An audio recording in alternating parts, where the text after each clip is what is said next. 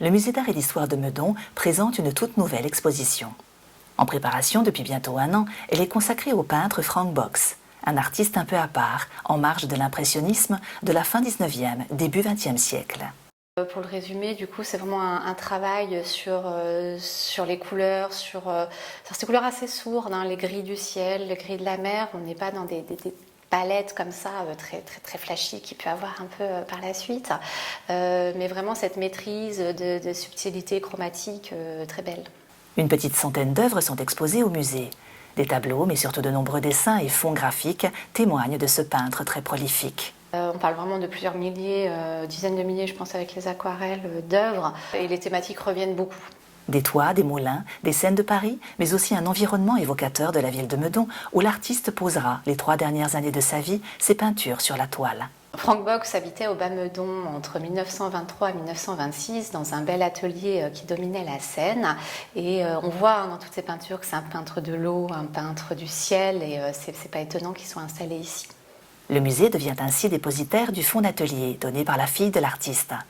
S'il se trouve parmi les tableaux des œuvres totalement terminées, l'exposition porte surtout sur ce fonds d'atelier. Un fonds d'atelier, c'est ce qui reste à l'artiste, soit qu'il n'a jamais voulu s'en séparer, soit qu'il n'a jamais vendu pour X raisons.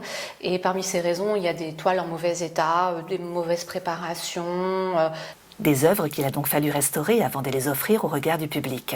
Un travail nécessitant une certification particulière que possède Gabriella Chatanic-Perrier, restauratrice agréée pour intervenir sur les œuvres d'un musée de France. Tous les matériaux qu'on va ajouter sur la peinture, il faut qu'ils puissent être facilement retirés, si besoin, sans aucun effet négatif sur la peinture originale.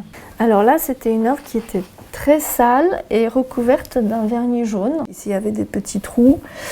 Là, il y avait une petite lacune au milieu. Et puis là, il y avait une petite éraflure. Voilà. On met, vous voyez, des petits mastiques pour combler le trou, hein, parce que c'était vraiment pas du tout à niveau. Maintenant, on va pouvoir remettre dans le ton pour qu'on ne voit plus les lacunes.